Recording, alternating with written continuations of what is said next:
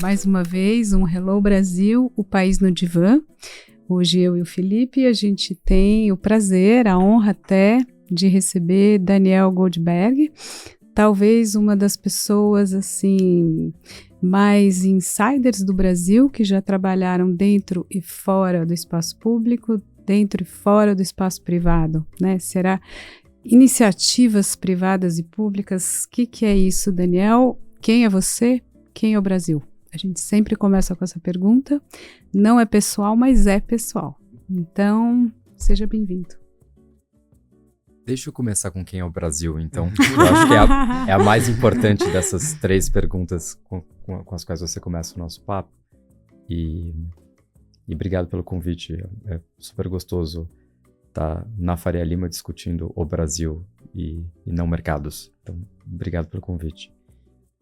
O Brasil é aquele lugar onde, se você é uma criança pobre, você tem uma chance de 4% de terminar na esfera dos mais ricos. E o Brasil também é um lugar onde terminar na esfera dos mais ricos significa ganhar R$ 2.600 por mês. Esse é o Brasil.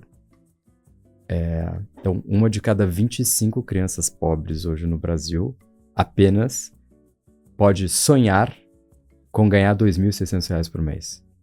E aí a pergunta é um pouco qual é o mecanismo que torna essa realidade possível e como é que a gente faz para sair dessa arapuca. Eu acho que é um pouco essa, imagino eu, a conversa e o papo gostoso de ter. Sim, e eu diria só um adjetivo, né? Assim, uma marca do Brasil, como isso é possível e recorrente. Como então, se a gente tivesse pego numa certa armadilha. Não posso acho pôr que esse é o essa... ponto. Eu acho que esse é justamente o ponto, né? Porque a gente está nesse equilíbrio ruim, que é o Brasil hoje, que é o equilíbrio ruim dessa sociedade que é estamental. Mobilidade intergeracional no Brasil, ela é pior do que a da Índia. Ela é equivalente da África do Sul. Uma Então, sociedade de castas. A gente está numa sociedade estamental, portanto, numa economia pouquíssimo dinâmica, tudo isso curado por um Estado que é um pouco disfuncional. Então, esse equilíbrio de um Estado disfuncional, uma sociedade estamental e uma economia pouco dinâmica, esse equilíbrio desses três bloquinhos, ele se perpetua, e essa é um pouco da conversa. Bom, aí quem sou eu? Eu sou alguém que observa com alguma angústia e moderada atuação esse equilíbrio entre esses três bloquinhos. Eu trabalhei no governo 4 anos, no primeiro mandato do Lula, fiz parte em alguma medida das reformas institucionais do primeiro mandato, que acho que foram relevantes, ainda que uma parte pequena, porque eu era secretário de Estado, tinha os ministros, tinha o presidente, evidente e tal, mas fiz parte definitivamente, com vários outros colegas que estão por aí, com quem vocês conversam com alguma frequência. Fiz carreira no mercado financeiro, nos Estados Unidos e aqui, num banco de investimento. Eu fui presidente desse banco de investimento que é o Morgan Stanley. Depois migrei para o mundo de investimentos, num hedge fund americano que chama Fairlawn. Fiquei quase 11 anos nesse hedge fund, e depois formei a minha companhia de investimentos junto com outros sócios, que são cofundadores da companhia que chama Lumina, e há 4 anos eu com esses meus outros sócios tocamos a Lumina, que é o meu querido filho hoje em dia. É isso. Não, e é uma experiência riquíssima, né, que eu acho que como a Maria já tinha adiantado e você agora explicitou, mas você teve passagem em 3 frentes aqui. Você começa no setor público brasileiro, depois você é executivo e depois você é um empreendedor. Uhum. Como é que essas esferas se comunicam e como que você acha que o que uma tem a ensinar para a outra aqui, especificamente no Brasil?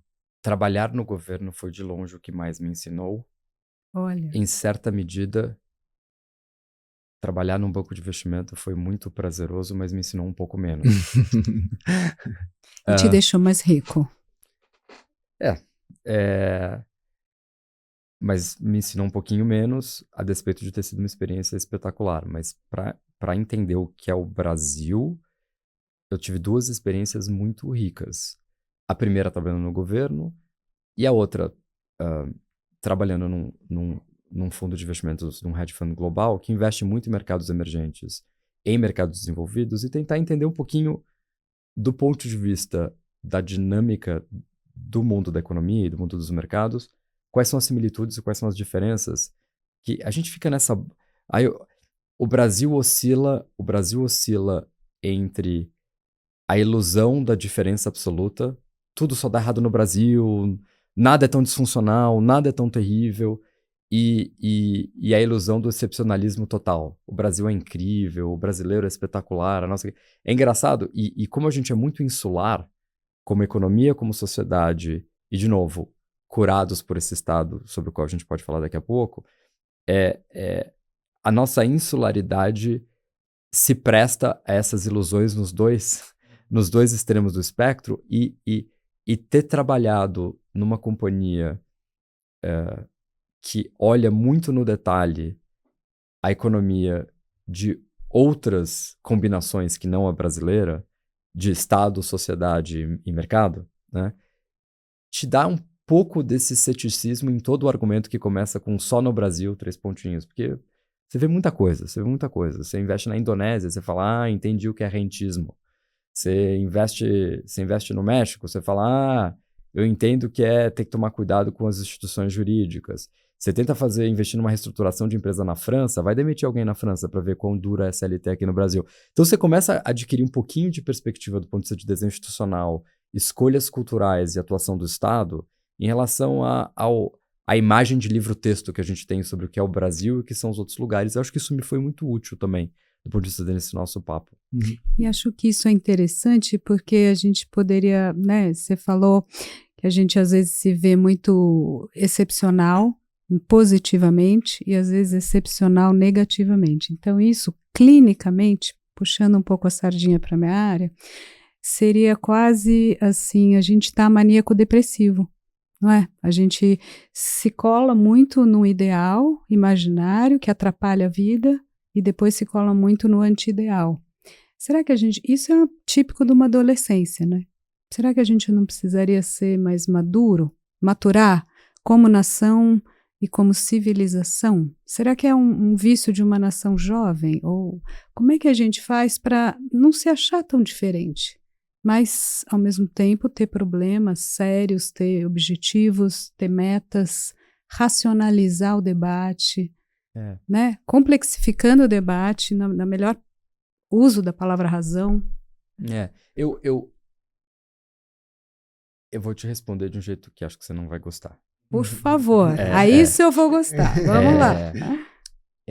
Deixa eu dividir a tua reflexão em alguns subcomponentes. Começando com, eu não tenho a menor ideia, não sei.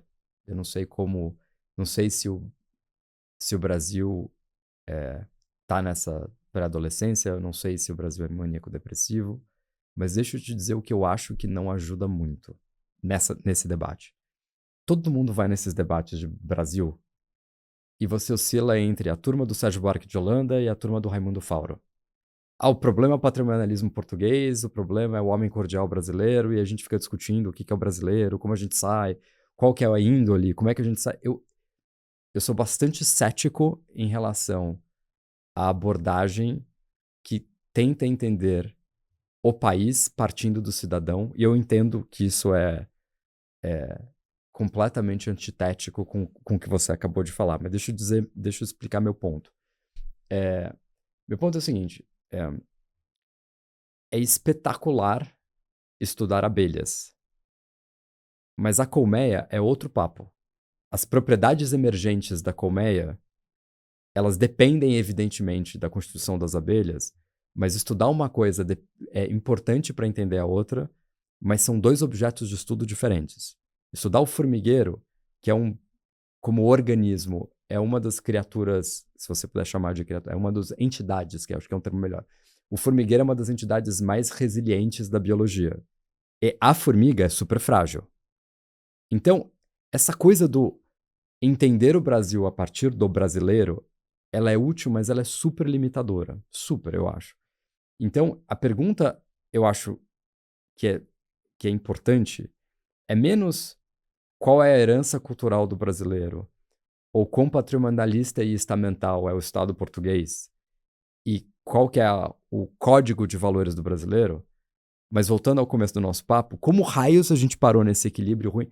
Porque a hora que você chega nesse equilíbrio ruim e ele é estável, a gente não consegue sair dele batendo papo. A gente não vai conseguir sair dessa armadilha ruim nos entendendo, nos olhando no espelho, dançando a kumbaya, dando as mãos e falando, olha só, agora...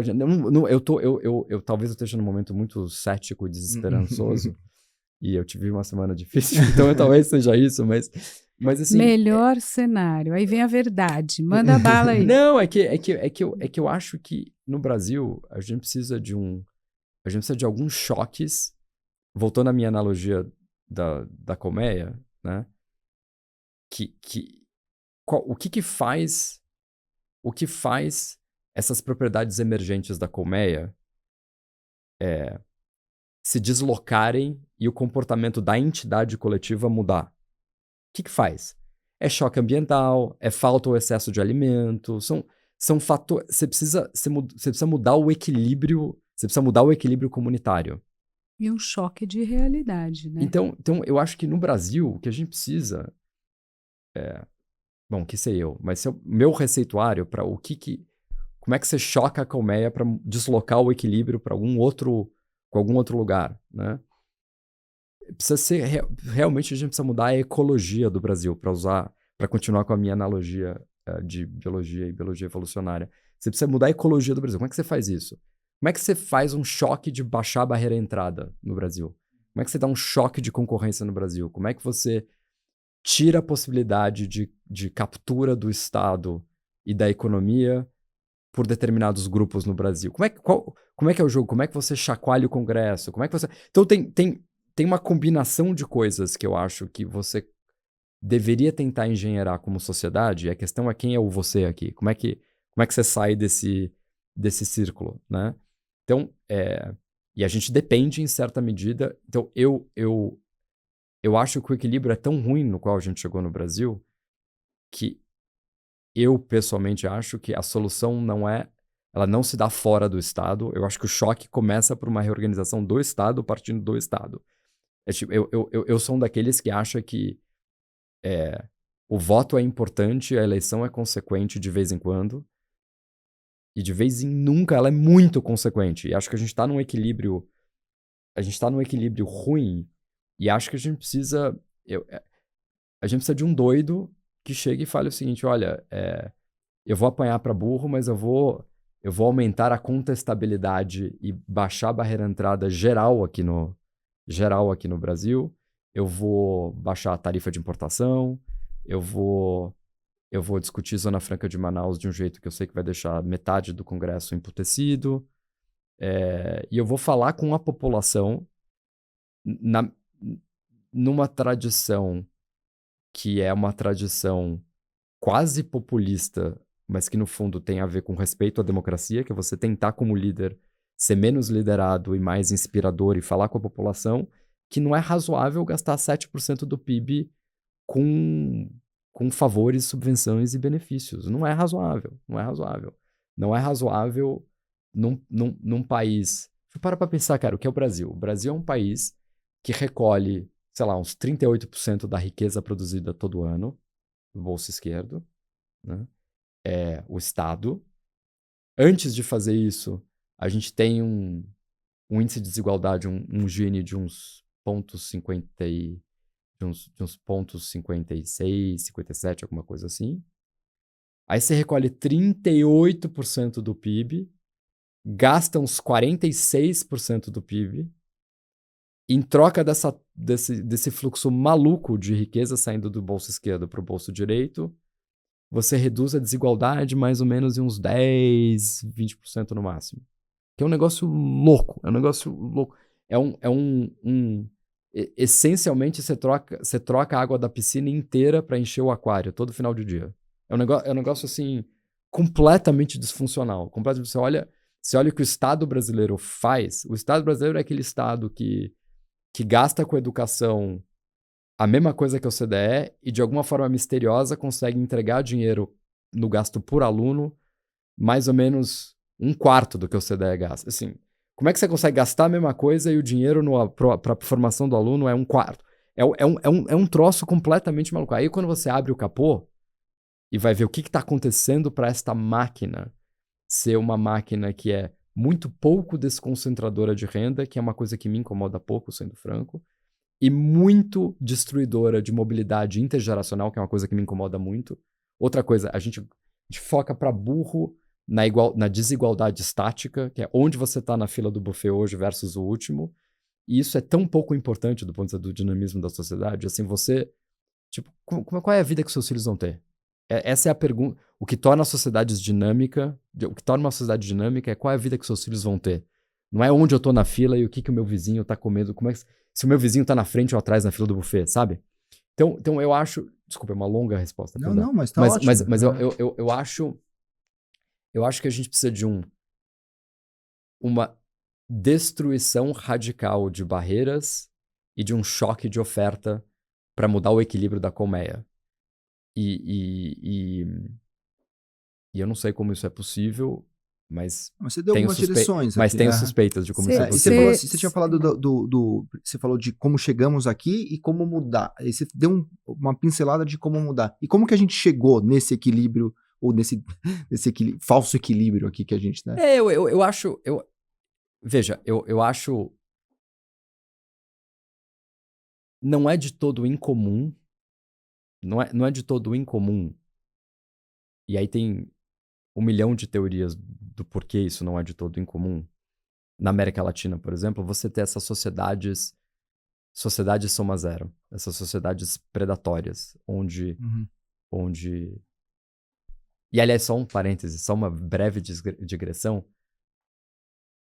O cacuete, isso tá tão impregnado na cultura, a coisa da sociedade soma zero, que o cacuete de uma parte importante das ciências humanas e dos pensadores ditos de esquerda é partir do pressuposto de que se alguém tem alguma coisa, tirou de outrem. Não, essa é uma briga que eu falei com o Nelson ontem. É um equívoco importante. E não é um equívoco, não é uma questão de opinião, é um equívoco factual. Não, eu tava matemático, a gente já teve essa discussão antes de ontem, a gente estava nessa. Tópico aqui com sabe, outros desculpa convidados. A minha digressão aqui, porque um dos nossos próximos entrevistados é o Michel Alcoforado, que está super na moda aqui do Coisa de Rico. E como peça literária, eu razoavelmente gostei do livro. Sim. Mas ele parte de uma premissa que ela é factualmente errada. E ele verbaliza isso que é assim... que para alguém ganhar, outro tem que perder. Isso é objetivamente errado. Eu fico maluco com isso. Porque esse erro é um erro que está na base dessa sociedade América Latina estamental clássica, sabe? E porque, agora, isso não saiu do nada. Da onde sai essa ideia? Então, voltando aqui à pergunta. Essa ideia sai de uma sociedade onde criar é muito difícil e tirar é mais fácil. E uma sociedade onde o poder é mais importante do que o produzir, portanto. Né? Então você olha... Tentar não entrar em nomes e detalhes, mas a minha piada sobre esse assunto é o seguinte. Toda sociedade... Hoje em dia, tem o seu quê de elitismo, tem o seu quê de exclusionário, tem o seu quê de restritivo, tem o ser humano adora o clube com a faixa não entre.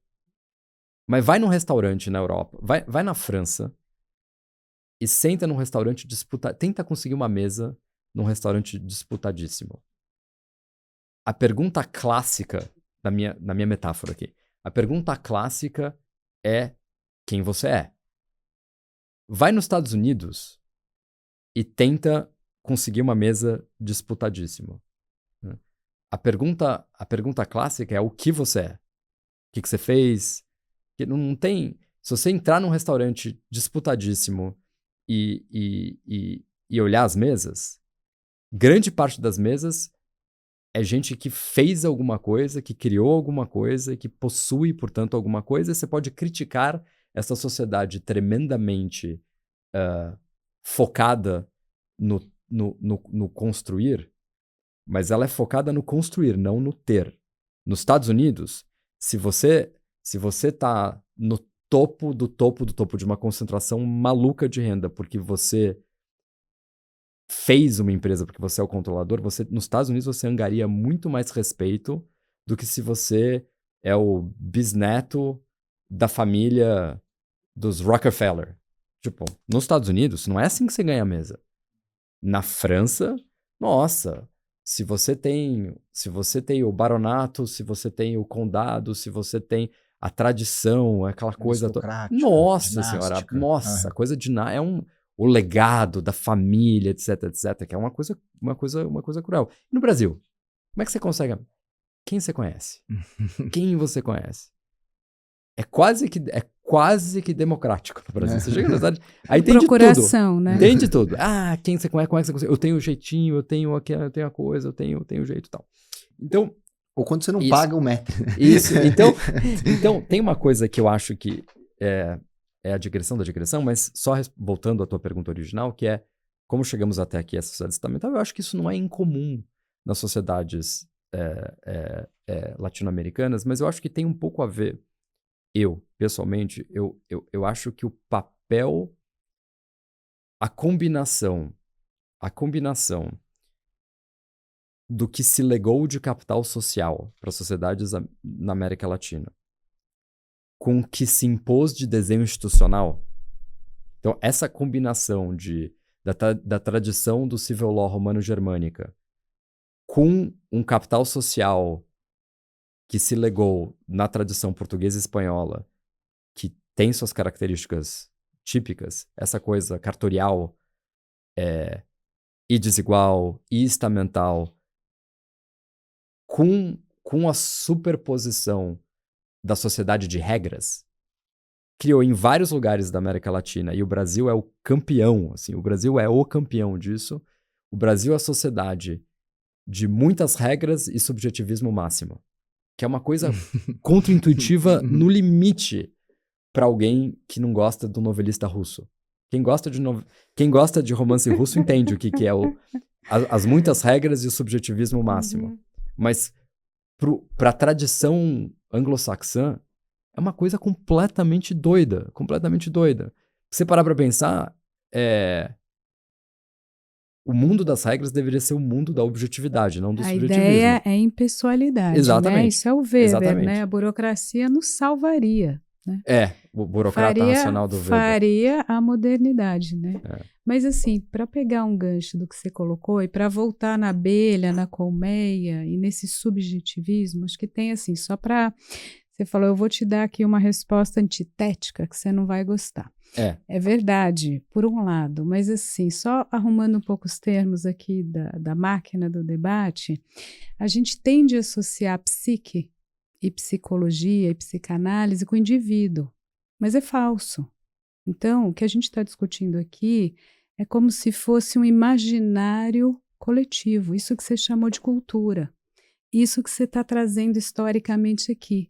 Por isso que é isso que a gente quer atacar, entende? Não é o cidadão, não é individual, Daniel. Então, como ir... Eu entendo, é que eu acho que a nossa diferença porque o Congresso não muda, o Congresso não vai mudar a lei se ele continuar nessa matriz que também é inconsciente, que a gente vai naturalizando esses vícios. E também temos virtudes, mas temos vícios de funcionamento desse círculo não virtuoso, para não dizer vicioso, que a gente está desenhando aqui, certo? Então, como atacar isso? Porque se você realmente entender o mundo de outro jeito, se você fala, olha, a Terra é redonda e o Sol não é o único dos centros do universo, a galáxia é mais profunda e os países emergentes e o globo é grande e o Brasil como player, ele é uma parte do sistema, você não vai aprovar leis que vão fazer a perpetuação desse sistema.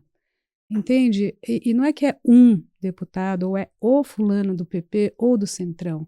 É outra cultura, é outra lógica sistêmica. Como, entende? Não, eu entendo, não é só discordo de você. subjetivista. Não, eu entendo. Então, eu entendo. Mas eu estou concordando com você. Entende? Não, é que acho que o ponto eu não é só estou que... discordando, eu estou só dizendo como é que a gente vai atacar essa cultura que tem séculos. Sim, né? é que E não é pelo indivíduo. Esse é justamente o meu ponto. O meu ponto é que voltando ao ponto da colmeia e da abelha, eu acho, para efeitos práticos, eu penso nessa cultura como endógena. E um resultado dessa interação com incentivos muito mal delineados e que reforça a continuidade desses incentivos. E do ponto de vista prático, que é a nossa conversa de o que é o Brasil hoje e como mudar, meu ponto aqui é que para deslocar esse equilíbrio, que é esse equilíbrio ruim, você precisa, pela beirada, você precisa começar na margem a mudar os incentivos. Uhum. Porque eu não acho, eu acho que a gente, se a gente tivesse batendo esse papo há 4 ou 5 anos, eu diria, pô, aos trancos e barrancos, mas a gente tá melhorando tanto, gente. Hoje, acho que é a primeira vez na minha vida adulta, sentiente, por assim dizer, que eu olho e falo assim, nossa, a gente tá andando pra trás. Os últimos 5 anos foram duros, assim. Foram duros. Pós-pandemia, né?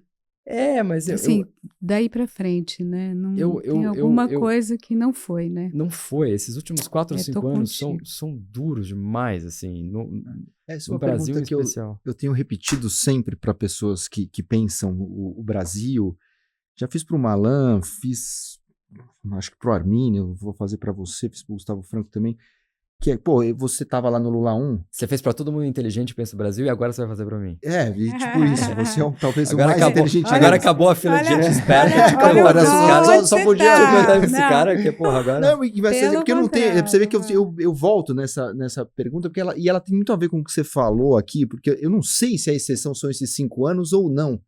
E vou te explicar. Pô, eu cheguei lá na fase adulta quando você tava indo pro governo, né, no Lula 1. E, pô, a gente vinha do Fernando Henrique, 8 anos. O Lula 1, pô, um esquadrão que ele formou lá, você, o Marcos, Joaquim Levy, Murilo Portugal, o ministro Palocci, Meirelles no Banco Central. Caramba, assim, agora vai, né? Parecia, e a gente teve esses 12 anos. E foi por um breve momento. Né? Mas só que pra mim parecia assim, pô, temos aqui, a direção do progresso é monotônico, é linear, né? Aqui, vamos pra cá. Aí vem o Lula 2 já meio estranho, vem a Dilma, aquele ato do Temer, Bolsonaro e isso aqui de novo.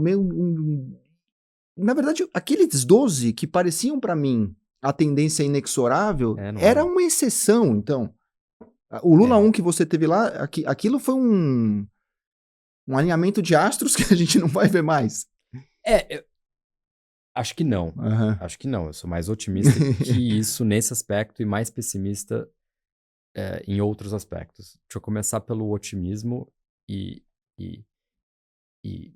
falar um pouquinho do Lula, né, nesse aspecto. Eu acho que tem um equívoco, que é um equívoco importante, que as pessoas que não gostam, e eu tô usando o termo de forma simplista mesmo, porque é isso mesmo, as pessoas não gostam do Lula, não gostam do governo, não gostam, nem a esquerda, porque as pessoas nem definem hoje em dia direito o que é esquerda, o que é direita, o que é pra cima, o que é pra baixo. Tal. Muito afetivo, né? Muito. Gosto ou não gosto, isso. É emotivo. Então eu acho que tem um equívoco que as pessoas que não gostam do Lula na atual administração e nas anteriores cometem, que é o mesmo equívoco, igualzinho, que a esquerda comete com a direita, que eu acho que é um equívoco sério, que é esse que parte do pressuposto de que as intenções são diferentes e não que as trajetórias e os caminhos são diferentes. Fica muito difícil conversar quando o interlocutor vira e fala você não quer o bem do Brasil, ao invés de você está errado e não é assim que você vai conseguir o bem do Brasil. O monopólio da virtude. Vamos então definir o que é bem do Brasil e aí a gente vê se a gente está na mesma página ou não.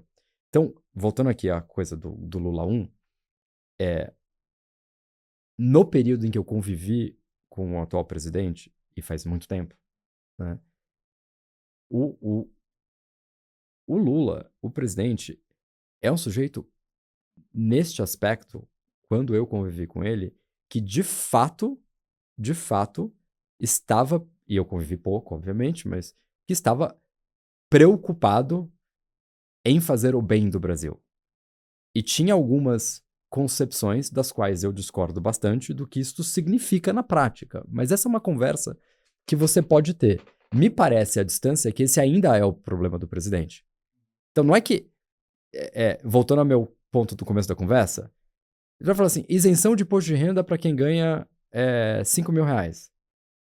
Você fala, meu Deus do céu, se a gente está dizendo que o Brasil é uma sociedade desigual 7% e vão que, pagar imposto. e que os 20% mais ricos do Brasil ganham R$ 2.600, que esquerda é essa que faz gasto público, gasto fiscal, para subvencionar o sujeito que ganha 5 mil reais? Aí você fala... Aí o pessoal aqui da Faria Lima fica louco. Fala assim, você está concentrando renda. Mas não é. Mas obviamente, se você perguntar pro presidente, oba, eu vou aumentar a concentração de renda no Brasil, não é assim que ele pensa. Ele pensa, gente, mas se o cara que é rico ganha 5 mil reais, meu Deus do céu, então a gente tá errado. Não é que um cara, não que alguém quer o mal do Brasil e o outro quer o bem do Brasil. E eu acho que o governo do PT é classicamente um governo de boas intenções mal pensadas, sendo totalmente franco. E esse era o desafio do mandato 1, este foi o desafio do mandato 2, e este continua a ser o desafio do mandato 3 do Lula, me parece, né? Então eu não acho... Eu realmente não sou da turma que acha que tem uma grande conspiração, a esquerda quer destruir o Brasil. Acho que tem um tema, com esta esquerda aí, tem um tema legítimo, que é um tema de entender os custos, os sacrifícios, as trocas e os incentivos. Outra digressão em relação ao meu desacordo com a esquerda tradicional, e voltando àquela nossa discussão da história da soma zero, se alguém é rico é porque alguém teve que ficar pobre, que acho que é um equívoco importante. A razão, eu acho, teórica pela qual isso acontece é que qual que é a ideia... Para fazer uma simplificação, nas ciências humanas tipicamente identificadas com os pensadores de esquerda que informam o jeito de pensar de vários desses governantes no final do dia, qual que é a ideia força desta tradição? É a ideia do conflito. Luta de classe, da mais-valia, Pô, da é o exploração. Gramsci, Uhum. é a ideia do conflito, né? Uhum. Então, se você pergunta para um pensador de esquerda qual é o desenho ideal da política pública, a resposta, ela é toda... Ela te é dada sob a ótica e através da lente do conflito e da solução procedimental.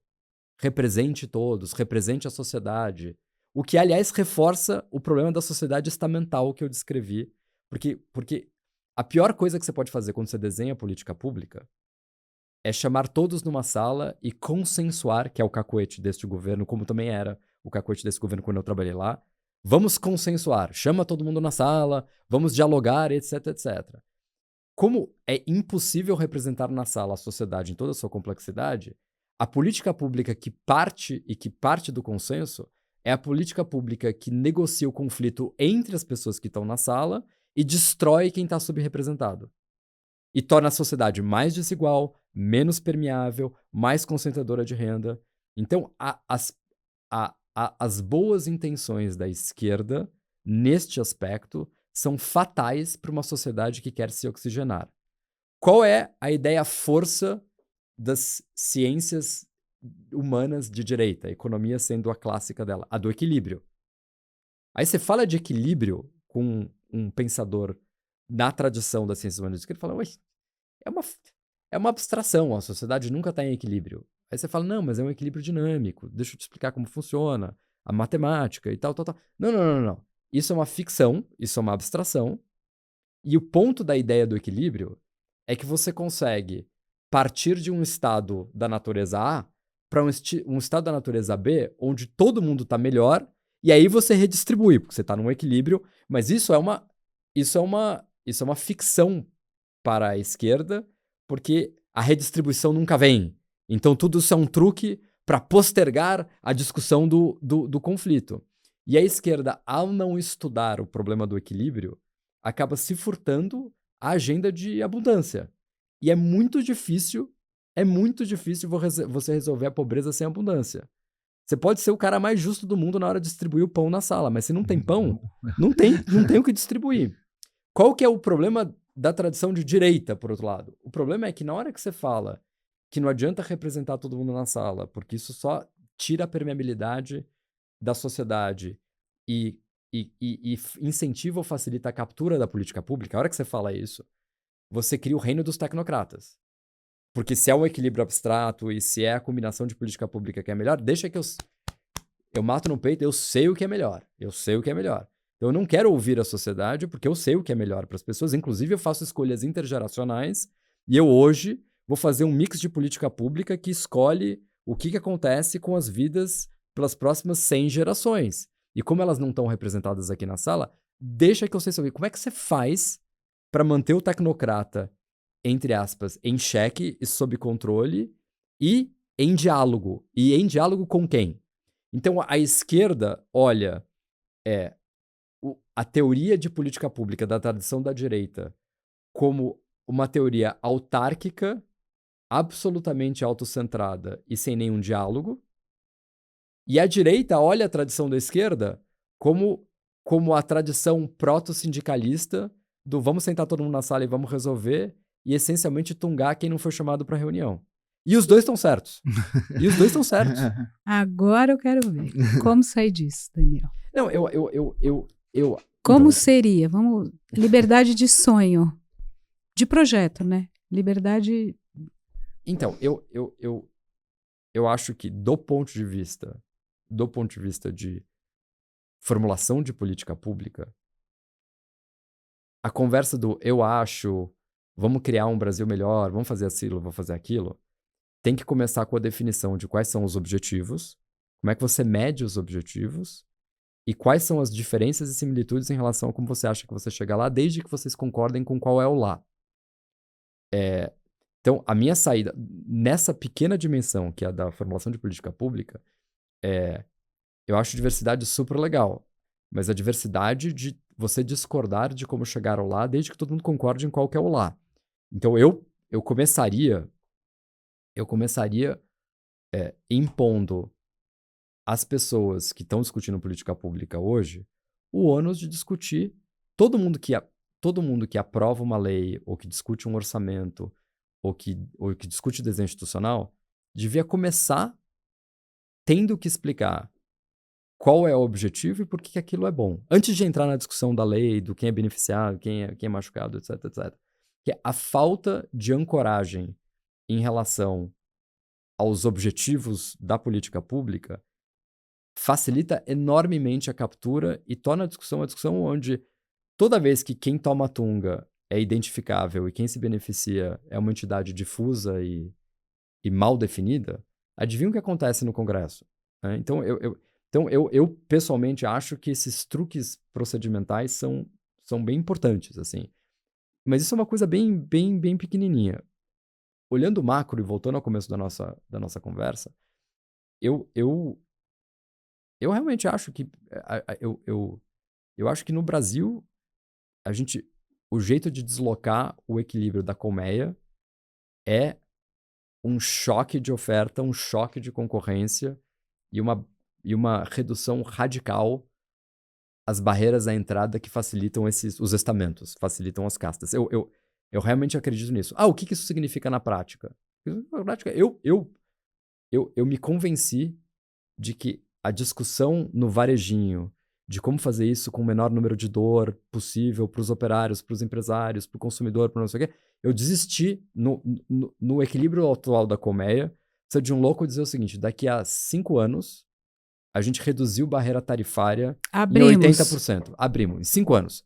Se preparem, daqui a 5 anos, vai ter injustiça, vai ter assimetria. Eu desisti da solução no varejinho. Doce. Eu decidi. Onda venha. Porque, sabe por quê? Porque o Brasil é o país da crueldade com um sorriso. O Brasil é o país. É isso. O Brasil é o país onde 1 em a cada 25 crianças só tem chance de ganhar R$2.600 por mês. Se você é negro e nordestino, aí 1 em cada 100 crianças tem chance de ganhar R$2.600 por mês. Mas, nossa, o brasileiro é tão empático, ele é tão solidário. Então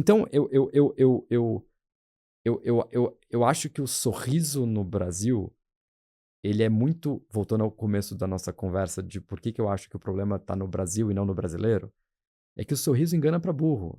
A gente é flexível, a gente é criativo, a gente é legal, mas no fundo o Brasil é uma sociedade predatória, soma zero, com ilhas de excelência. Com ilhas de excelência. Que retrato, hein? Ficou um corte aqui, Vocês perguntaram, eu respondi. Corretíssimo, muito bom. Não, Sintético e duro, né? Preciso. Você está falando dessa necessidade do choque, né? Para a gente chegar lá, bom, nessa rua que a gente está aqui, né? Que é a Faria Lima, acho que temos um evento grande ano que vem, que trata esse evento de uma forma estereotipicamente aqui, pelo menos, meio binária, né? E né, se for o que está aqui, vai ser o que está acontecendo talvez um pouco pior, porque a coisa se esgarçou, e se mudar... O Lula é a maldição de todos e o Tarcísio é a salvação de todos. Isso, o que você pensa sobre isso? O que dá para fazer se mudar? Ou vai continuar? O Congresso é sempre, o próximo é sempre pior que o atual? Eu sou um dos que acho que a eleição é menos binária, tá? Do que a turma aqui, por aqui acha. Eu acho que o fiscal é dramático, sim. Acho que, de novo, dívida PIB está aumentando 2,5% do PIB, mais ou menos, por ano. Então não é que... Ele é dramático, ele é frágil, mas tem muito conserto. Eu, pessoalmente, acho que ele tem muito conserto e tem alavancas relativamente teórico objetivas. Ou prático? Porque, assim, supostamente todo mundo tem a solução, mas dá para fazer? Ambos. Eu acredito que dê para fazer, mas você precisa de uma liderança e de escolhas que são escolhas difíceis. O presidente, o presidente atual, ele, com razão, ataca assimetrias tributárias que beneficiam os riquíssimos, dentre os quais eu me incluo. Tá certo, tá errado. Com razão ele faz isso. E sem nenhuma razão ele fala, agora vamos lá e dá uma isenção para quem ganha 5 mil reais, que é rico no sentido... no IBGE, né, no Brasil. Enquanto a gente ainda tem um Bolsa Família, que é o melhor programa que o Brasil tem, de longe é o melhor programa, é o único, assim, das coisas que funcionam do ponto de vista da mobilidade, etc, a Previdência Rural é levemente efetivo, mas levemente, muito ineficiente, mas é levemente efetivo, e não é bem uma previdência, porque não tem contribuição, a gente chama de Previdência Rural, mas no fundo é um programa mal desenhado de suporte. A Previdência Rural ainda funciona um pouquinho, e Bolsa Família é um bom programa. Mas ainda que tão tá bom piorando. Quanto... Que tá piorando. Então, em vez de a gente falar, puxa, vamos voltar àquele mundo onde Bolsa Família é espetacular. E, pô, eu adoraria, como brasileiro, eu adoraria ter um Bolsa Família turbinado e melhorado, com condicionalidades para ajudar a mobilidade intergeracional, etc. A isenção para 5 mil reais. Pelo amor de Deus. Então eu sou pouco... Eu sou um pouco cético em relação a atual administração fazer as escolhas fiscais que ela precisa fazer no próximo mandato. Eu sou um pouco cético. Por outro lado, a gravidade se impõe, né? Então eu acho que ela é menos binária. Eu acho que as escolhas difíceis estão aí e vão ter que ser feitas mesmo. Qualquer que seja o vencedor. E eu acredito que a gente vai fazer as escolhas, como sempre, na margem, na direção certa, em magnitude insuficiente. É o que eu acho que vai acontecer. A mediocridade, a complacência. E no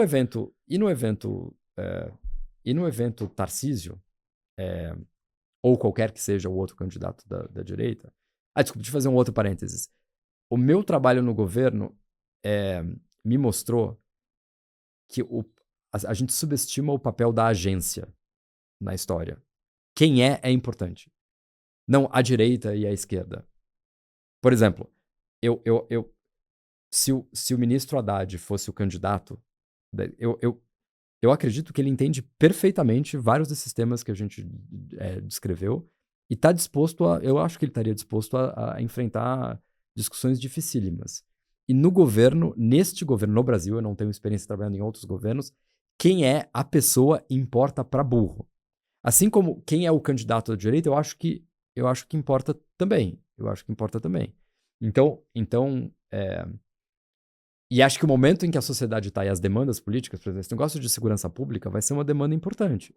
Vai ser definidora, dizem as pesquisas, inclusive, né? A gente está tentando chamar o Haddad aqui para conversar com a gente, e também o Felipe Nunes da Quest, Sim. que deve vir para falar de pesquisa e desse tema, e acho que todo mundo está concordando com isso. Sim, então eu penso que na economia essa eleição é um pouco menos binária do que as pessoas dizem. Eu pessoalmente tenho a impressão de que o Tarcísio seria espetacular do ponto de vista da agenda econômica.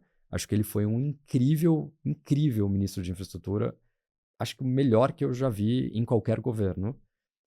Acho que a postura dele aqui no Brasil, aqui em São Paulo, em relação à segurança pública, a forma como ele lida com as polícias, me deixa desconfortável, por outro lado. Eu acho, com tudo que ele tem de espetacular na infra e na economia, eu acho que ele fez escolhas difíceis aqui em São Paulo e a forma como ele está lidando com a letalidade policial, por exemplo,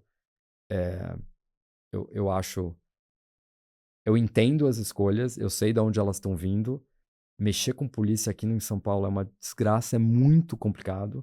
Eu sou empático com o governador, acho que ele está cortando um doce enorme. Acho que tem uma demanda da população mas eu acho... As pessoas falam muito dos políticos e do Congresso e falam um pouco das polícias. A reforma institucional das polícias, meu ponto aqui não é a letalidade policial e não é necessariamente deixar o cara desligar a câmera toda hora, que são problemas, mas eu tô falando de um assunto antes mesmo, de esses policiais civis no Brasil inteiro que andam de Ferrari na rua e ninguém fala nada. Assim, o efeito disso simbólico e o efeito disso nesse equilíbrio ruim, o efeito estrutural nas milícias, né? Então, que aí eu acho, a gente tem... Então, assim, eu acho que o Tarcísio seria um candidato espetacular em algumas coisas e acho que ainda não tá claro para mim como é que ele vai cortar esse doce aqui em São Paulo, e acho que ele tá andando numa corda bamba que não é trivial, não. Mas a gente combinou de não falar de mercado, mas aqui o meu chapéu que tem quase um corolário para mim aqui da sua resposta, que é, se o Lula não é tão ruim e o Tarcísio é espetacular, a simetria tá para direita. Claro, não, sem dúvida. Não tem... Do ponto de vista de mercado, não tem nenhuma discussão. É que o mundo não se exaure e não se resume ao que vai acontecer com os preços dos ativos financeiros no dia seguinte a uma eleição. Não, claro, é só porque foi uma super brecha aqui na nossa... Não tem nem discussão. Mas pegando esse gancho, do ponto de vista do mercado, não só, e dos ativos, não só, mas desse mercado, desse ativo que influenciaria o Brasil. Sim. Pelo que eu estou te seguindo, seria muito mais proveitoso para fazer esse ajuste das caixinhas viciadas Brasil. Isso? É isso. Argumenta um pouco mais, Eu acho isso. Eu não conheço o governador, não conheço ele socialmente, eu não o conheço, então... Mas a minha sensação, à distância, é que ele é político o suficiente. Ele seria político o suficiente para ser um bom líder, e ele é técnico o suficiente para ser pouco preso às tradições políticas. E eu acho... Eu não vejo o atual presidente como sendo capaz de criar um choque de oferta no sentido que eu atribuí ao termo, e também no sentido institucional, de permeabilidade das instituições. O presidente atual é uma criatura de Brasília. Uhum. Independente de esquerda, direita, ele é uma criatura de Brasília. A depender de quem seja o candidato da direita, será uma criatura de Brasília, né? Uhum. Então, a minha esperança em relação ao atual governador, não no que diz respeito apenas ao mercado, mas no que diz respeito a não ter tanto rabo preso com as tradições e grupos que estão em Brasília há muito e muito tempo, é que ele talvez estaria disposto a implementar alguns desses choques. Mas é difícil demais, é difícil demais. É um xadrez, né? Eu tinha uma questão aqui que eu ia deixar para o final, mas eu acho que agora pode ser um bom momento. A sua trajetória, né? Então, você veio de legislador, se eu poderia chamar assim, né? Regulador mais do que legislador. Regulador, exato. com esse lugar de buscar regular esse sistema e fazer ele ser mais sustentável, mais harmônico, essa palavra do equilíbrio, da harmonia. E você veio para o mercado, para a gestão de capitais, né? Sim. Dupla pergunta, como foi esse processo para você? O que te moveu? O que te... Tinha um certo idealismo no começo, depois não tem? Esse clichê, né, de trabalhar com coletivo, depois uma matriz mais individualista, como é que é isso? E agora, né, em sendo que a gente vai ter uma nova presidência, você se sente tentado a voltar? Você pensa nisso? Quem seria o Daniel de 2027 que estaria aqui no nosso Hello Brasil? Vamos lá. Então, vamos lá. Eu tenho uma desconfiança enorme do altruísta que não extrai prazer de nada e tá lá em... Eu também tenho. A pergunta é sempre assim. Qual é o seu gozo? A pergunta é sempre, sempre. qual a sua cachaça? Uhum. Né? Exato. Isso é psicanálise página 1. Então, qual que é a minha cachaça? Respondendo a tua pergunta. Eu tenho muita... Eu extraio e extraía muito prazer de duas coisas. Uma, do poder no sentido estrito, não o status, não... Conquanto essas coisas também têm lá os seus prazeres, mas eu extraía muito prazer de desenhar uma regra, ou desenhar um incentivo, ou adotar uma medida qualquer e impactar a vida de milhões de pessoas. Isso é uma cachaça.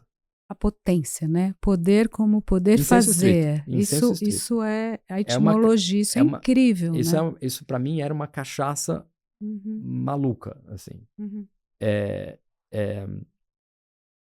E eu estava disposto a... A nossa brincadeira lá, quando a gente estava no governo, eu e meus amigos, era assim, se você é convidado para ser secretário, termina os seus 4 anos e é convidado para ficar, você fez alguma coisa errada. E o seu papel como secretário de Estado é queimar o filme com todo mundo. Gerar muita inimizade, muito conflito. E fazer né? as coisas acontecerem. Né? Isso era uma cachaça incrível. A versão divã disso é que o lado eu acho menos bonito dessa cachaça é o da coisa da relevância, de achar importante ser relevante. Porque, no fundo, se você faz um super impacto mas não se enxerga como relevante nesse impacto, a cachaça ela não é a mesma. Então, quando eu saí do governo, e para mim, especificamente, a minha cachaça não era...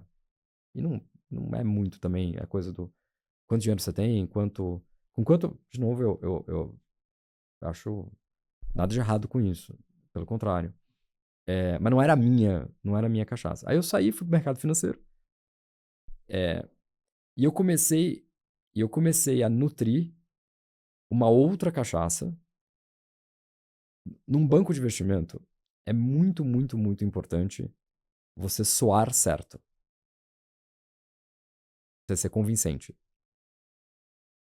Quando você está num hedge fund, é muito importante estar certo. Você não precisa falar com ninguém. Mas no final do dia, você tem que estar certo mais do que estar errado. Os números mostram, né? E isso é uma cachaça maluca.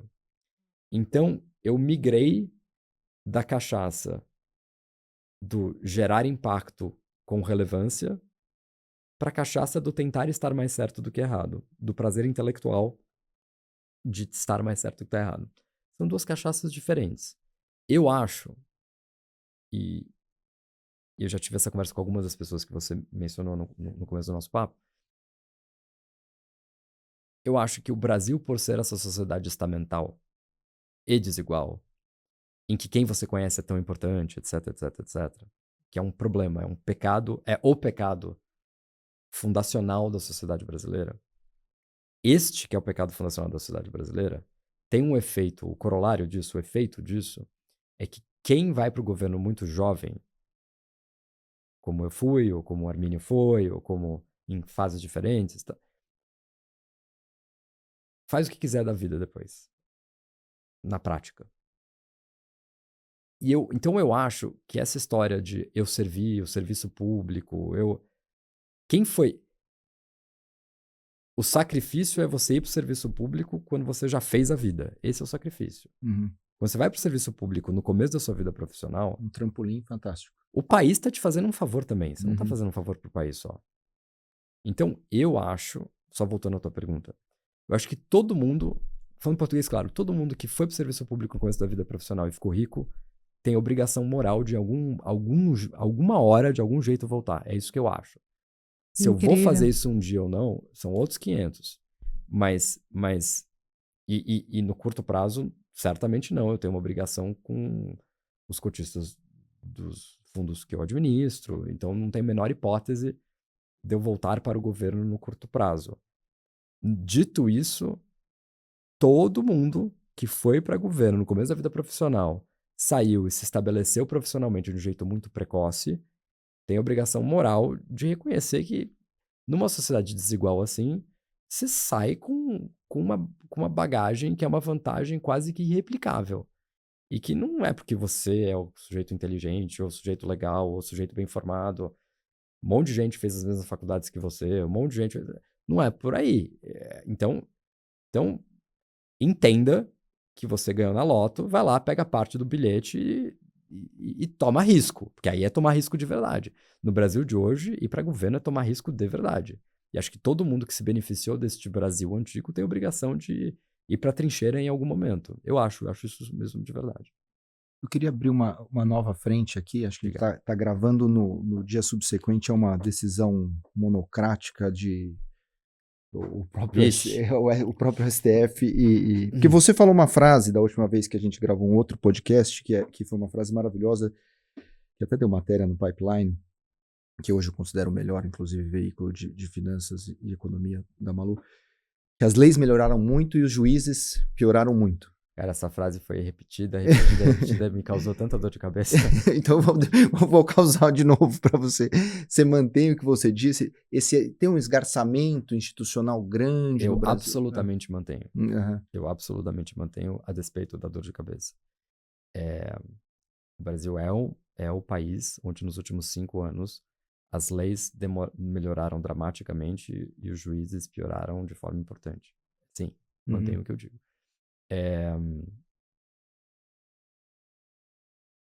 Eu acho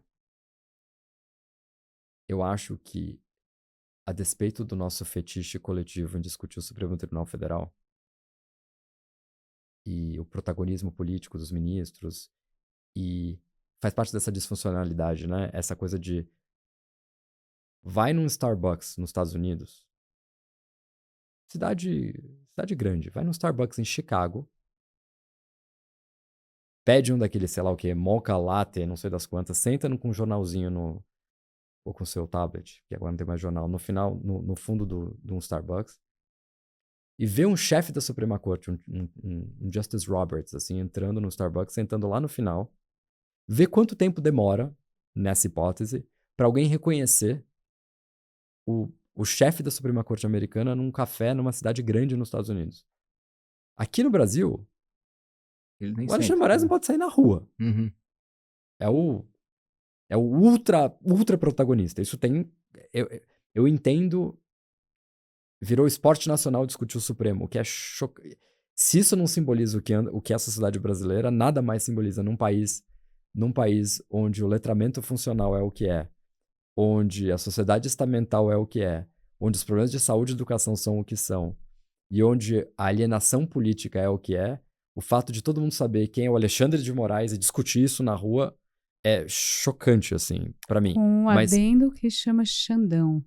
Isso é muito Brasil, né? Então, mas dito isso, eu não faço parte dessa turma. Eu não acho que esse é nem de longe o maior problema do Brasil. Eu acho que o maior problema do Brasil é o fato de que no tribunal para a vida pública mais importante do país, que é o STJ, certo? Não o STF. No cotidiano, né? Isso, que resolve isso, o volume. Isso. No tribunal, que é o principal tribunal superior do Brasil, que é o STJ, você tem... Os reportes variam entre 8 e 11 dos 33 gabinetes do STJ sob investigação por corrupção e ninguém fala do assunto. O que o Alexandre de Moraes falou, fez, a primeira página do jornal, tipo Globo News, todo mundo, etc, etc. Assim, que país é esse que a Polícia Federal baixa lá, faz uma busca e apreensão, avisa que 8 gabinetes, e agora dizem 11, estão sob investigação. O ministro Zanin do STF fala segredo de justiça. Apesar de não ter nenhum ministro do STJ envolvido na investigação, são apenas os funcionários do gabinete, mas se está no STF, está em segredo de justiça. E não se... Acabou. E a sociedade, ninguém fala do assunto. Ninguém fala. É muito, muito, muito, muito. A coisa mais grave que acontece no Brasil hoje é essa, e o espaço disso na opinião pública, em qualquer banda que você queira cortar dela, é muito limitado. Mesmo jornalistas, se você liga e fala assim, a notícia de quem xingou o ministro do Supremo no clube outro dia tem mais espaço no jornal do que como está indo a investigação de 8 de 33 gabinetes no STJ. Então eu voltando ao ponto dos símbolos, das regras práticas e dos incentivos. Quer fazer o Brasil mudar? Não precisa discutir o papel do protagonismo do STF e se a decisão do ministro Gilmar de ontem está certa ou errada. Porque essa discussão técnica é menos trivial do que parece, a decisão está bem fundamentada, a gente não vai resolver a sociedade brasileira por aí. A gente vai resolver a sociedade brasileira dizendo: filho de ministro não pode mais advogar no tribunal em que o ministro oficia. Ponto. Para pensar, é uma regra maluca essa? É um negócio chocante falar que o filho do ministro não pode oficiar nos autos onde o ministro... É uma coisa assim... É uma regra revolucionária, é uma coisa que fala, olha, o Brasil está inovando, né? Não. E o Brasil é esse país, gente, onde a gente discute... A população, então, vai discutir se o incidente de constitucionalidade está alinhado com a jurisprudência pós-impeachment na decisão do ministro Gilmar Mendes. Olha o que está acontecendo no Brasil. Olha o que está acontecendo no Brasil. Olha o que está acontecendo no Brasil, gente. Olha o que está acontecendo no Brasil. A minha preocupação aqui do STF, eu concordo que é um fetiche em torno do tema, mas é o Who Watches the Watchmen. Sabe? Quem contém... Que todo mundo resolveu a questão do Bolsonaro, vai haver a autocontenção do Supremo.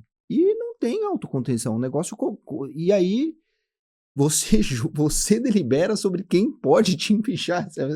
Claro que você vai votar sempre a seu próprio favor, né? O conflito de interesse das decisões, ele tá grande demais. A qualidade institucional tá piorando demais. Isso, a qualidade institucional tá piorando demais. Mas, de novo, de tudo que me incomoda, o protagonismo do Supremo é o que menos me incomoda. De longe. De longe. Eu troco a hipertrofia do Supremo a qualquer dia da semana se os ministros mudassem de ideia, acordassem de manhã e falassem, quer saber? Não pode mais. Pode mais. Advogado, filho de ministro, não pode mais advogar em tribunal superior. Pode advoga em tribunal superior. Não advoga no tribunal. Quer ver o Brasil mudar? Vamos começar por aí, porque não é maluco. E porque qual que é meu ponto? É porque esse é o tipo de regra que muda o equilíbrio da colmeia. Mas você percebe como esse tipo de regra. Isso é o simbólico também? Porque assim...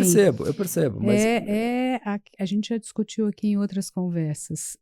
A teia, ela é personalista. E isso está introjetado, inconscientemente. É o amigo, é o filho, é o nepotismo, é o veículo da corrupção. Sim. Então, sim, tem que sentar e determinar essa regra. Acordasse todo mundo e faria. Por que não ocorre essa mágica? Porque tem impedimento, você está identificado com isso. Entende? A identificação é profunda, ela está vindo ali. Mas então... longe de mim ser contra Pelo contrário, eu acho que o efeito simbólico das coisas é enorme. De novo, eu só acho que, do ponto de vista de performance institucional, institutos e instituições no curto prazo são a cara da cultura. No Sim, longo prazo, elas são a cara dos incentivos que você desenhou. Uhum. Então eu só acho que o papel das pessoas e dos hábitos, ele começa a ficar cada vez menos relevante à medida que os incentivos são desenhados da forma certa e que elas instituições são permeáveis da forma tem certa. que ter coragem para redesenhar. E, claro, Tem que chegar e claro, bancar, né? claro. E por isso que a gente está pondo isso daqui nessa roda, né? E que me leva para uma outra pergunta que eu queria te fazer, que é sobre narrativas, né? Porque será que, né, gringo lê jornal, né? Uma outra expressão que a gente... O Brasil está se colocando no melhor retrato, tanto para fora quanto para dentro, né? Para a gente mesmo. Que desenho a gente tem da gente mesmo? A gente está fazendo as narrativas mais certas? Será que a gente também não está pecando por aí? Que tem a ver com o que com o que você acabou de colocar, né? Eu acho Como que redesenhar isso também? Desenhar as políticas e desenhar a comunicação, né? Também. então, eu acho, veja, eu acho, usando palavras chiques, o Brasil, Vai em todas. o Brasil, não, é que a turma que você gosta, a turma da economia do desenvolvimento, literatura da economia do desenvolvimento, a turma chama isso de mimetismo isomórfico. O Brasil adotou várias instituições e institutos de países que funcionam, do jeito que em tese funcionam, mas como o resto do caldo não está lá, você não consegue dar efetividade a esses institutos e instituições. Então, do ponto de vista da narrativa, o Brasil é um país fácil para o gringo que lê jornal, porque o fazer o depara, parece que fazer o depara é fácil pro gringo que lê jornal. Realmente parece. E mais do que isso, depende muito do que gringo, mas o resto do mundo tá ficando um pouco mais brasileiro neste sentido, soma zero, predação, o abuso da regra, a regra sem o princípio. Os Estados Unidos sendo o caso clássico, que eu invisto nos Estados Unidos hoje, tem temas tão brasileiros de investir nos Estados Unidos que eu achava impensável. Assim, na atual administração, tem desafios lá pra gente na Lumina e tem coisas que a administração atual fez que são tão brasileiras, assim, tão brasileiras. Tem papers, né? A latino-americanização do Trump. Então eu acho que o abuso da regra, e a regra com a subjetividade, que era uma coisa que era difícil explicar para os americanos, curiosamente. Então, a narrativa brasileira do país que tem instituições, que tem um judiciário independente, que tem um rule of law no contexto de mercado emergente, essa narrativa, ela funciona. E como o relativo deteriorou muito, mas muito, a narrativa no relativo do Brasil melhorou muito. A realidade é essa. Inclusive. Melhorou muito. Pena que ela não serve para nada. Eu pessoalmente, assim, a narrativa melhorou muito, mas na prática, esse Brasil, o Brasil pós-Lava Jato, ele é pior do que o Brasil pré-Lava Jato. Uma outra frase que vai me dar... Muito boa essa frase. Não, é que... Outra? Você ia fazer outra. Você ia fazer outra também. Vai. Não, é só que é o seguinte, um medo que eu tenho, porque qual que é o problema? O problema é que essa coisa da sociedade soma zero e da predação com as ilhas de excelência, que é esse retrato que a gente fez do Brasil no começo do papo, essa ecologia, ela facilita uma dinâmica, que é o que a gente tá vendo agora, que me preocupa pra burro. Que é essa coisa de, sei lá, o Baixa, eu era criança, mas o Baixa ficava dizendo que o Brasil era Belíndia, né? O Brasil, ele não é mais a Belíndia, né? Até porque hoje a Índia tem uma mobilidade, uma elasticidade intergeracional na margem um pouquinho melhor que a do Brasil, que vergonha, diga-se de passagem. Então o Brasil não é mais a Belíndia, né? O Brasil, ele tá virando o Récico. é Rússia no topo e México na base. Então é o PCC no posto de gasolina e os oligarcas, é o capitalismo de oligarcas, que era um problema que o Brasil não tinha, no topo da pirâmide, e o crime organizado se infiltrando nas instituições, que é um problema que o Brasil não tinha. Então, hoje, o desafio do Brasil não é escapar da Belíndia, é escapar de ser o Récico, de Rússia no topo e México na base. E esse é... E, de novo, meu ponto da agenda da abundância de oferta, de barreira de entrada baixa, etc, etc. A gente está na janelinha final. Eu tenho uma esperança de resolver isso, mas a eficiência dessa sociedade predatória faz com que essa janela seja muito estreita, porque a turma se protege e é difícil baixar a barreira de entrada no Brasil. É difícil incentivar a competição no Brasil. A turma é boa. Então diferentemente de outros mercados emergentes, as elites brasileiras são muito boas neste aspecto, né? Então eu tenho muita esperança em relação aos próximos 5, 10 anos que a gente evite esse destino récico, mas não é esse o caminho que a gente está trilhando. Se você tivesse me perguntado qual que era a regra do brasileiro que queria fazer alguma coisa, criar, inovar, gerar e distribuir, etc, etc. A regra, lembra que a gente falava, era, o brasileiro é muito empreendedor, cuidado com a informalidade, certo? E mantenha-se longe das empreiteiras e dos contratos públicos governamentais. Essa era a regra. Uhum. Você consegue dizer que essa é a regra para ficar fora de apuros hoje no Brasil? Não consegue mais.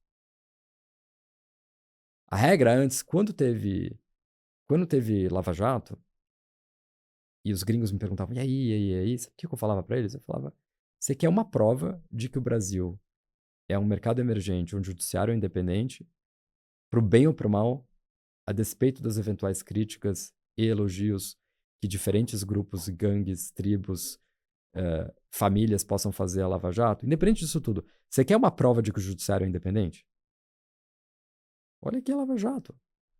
Tem 15 países no mundo inteiro se beneficiando das provas coletadas pela Lava Jato e derrubando os respectivos presidentes e governos por conta do que os tribunais brasileiros, entre aspas, fizeram a despeito das inúmeras controvérsias, nas quais eu não vou entrar agora, que foram geradas a partir desse negócio. Você quer prova? Eu falava, você quer prova de independência maior das instituições brasileiras? E essa narrativa pegava. Super pegava. Porque era verdadeira. Pensa assim, no Brasil de hoje em dia. Imagina uma Lava Jato ideal. Na sua Lava Jato ideal. Se você acha que houve abusos, imagina uma Lava Jato sem abusos. Se você acha que tecnicamente teve condenações completamente deslocadas e que não deveriam ter acontecido, pensa numa Lava Jato sem as condenações. Tipo, pega a sua Lava Jato ideal para não entrar no mérito desta Lava Jato aqui. Você acha que ela seria possível no Brasil de hoje? Eu tenho dúvidas, assim, honestamente eu tenho dúvidas. E não só ela seria, como bem ou mal ela aconteceu no Brasil de outrora, no Brasil de 2014. Né? Hoje eu tenho dúvida. O Brasil ficou pior e quais são os pontos que a gente errou e como a gente poderia reverter para acertar um pouco mais, então? Eu acho, a nossa angústia como sociedade de resolver os problemas nós nos viramos aos nossos juízes e falaram, por favor, nos salvem. Resolvam os nossos problemas. Então, a sua pergunta de quem guarda ou guarda, né? Em algum momento a gente virou pro guarda e falou, você não é mais o guarda. É o poder moderador. Você é meu protetor. Uhum. Não, você não é mais meu Me protetor. salva. Você é o meu salvador. Uhum. Não, você não é mais meu salvador, você é o meu supervisor. Não, você não é mais nem meu salvador, nem meu protetor, nem meu guarda, nem meu supervisor. Você é um poder que está acima dos outros. E aí a gente foi indo. E não é o supremo. É a nossa atitude em relação a nessa nossa angústia dos problemas que a gente estava vendo no Brasil. E acho que nessa ecologia, essa Versailles tropical que é Brasília, que é essa coisa onde todo mundo se gosta, se conversa, tem todos os... Nessa ecologia, isso criou um sistema que eu não sei como desmontar, mas eu acho que foi um pouco aí que começou. E tinha uma certa... Gente, o Congresso, não é que ele era funcional lá atrás. O Legislativo sempre teve os problemas que teve, em ciclos de breve melhora, seguidos de períodos de muita piora. O Ulisses Guimarães dizia que a única certeza que temos é que o próximo será pior. Né? Tipo, agora, o nosso Congresso agora é esse Congresso aí que você tá vendo. Os tribunais superiores sempre tiveram seus problemas, os outros tribunais também sempre tiveram seus problemas. Nada disso é novo. De novo, voltando, é que eu acho que a gente mudou de equilíbrio. A gente está num equilíbrio muito ruim e muito autossustentável agora. Né? Na minha primeira semana de governo, tinha lá 27 anos. Cheguei lá, tinha 27 anos, tinha chegado lá. E aí, não tá mais vivo, mas na época o ministro Márcio Tomás Bastos falou: Daniel, vamos comigo num jantar, minha primeira semana lá de Brasília, organizado pelo ministro, organizado por um ministro lá, que não vem ao caso, por um jornalista político aqui de Brasília, por um advogado de tribunais superiores e pelo ex-vice-presidente Marco Maciel. Eu falei, oi? Que combinação Pitoresca. Eu cheguei lá no jantar, tava todo mundo. Tava o Supremo, tinha gente do Senado, tinha gente da Câmara, tinha um monte de advogados que militam nos gabinetes. Era um converscotezão, assim, e as pessoas se falavam com uma... Demorou, assim, pra quem tá vindo, assim, de um ambiente completamente diferente e razoavelmente acadêmico e vindo de universidade fora, pensando em política pública e o desenho... essa nossa Versailles tropical assusta quem Clubão, chega... né? Pô, assusta. E com todos esses problemas... Então, o que eu quero dizer é que esses problemas são muito antigos.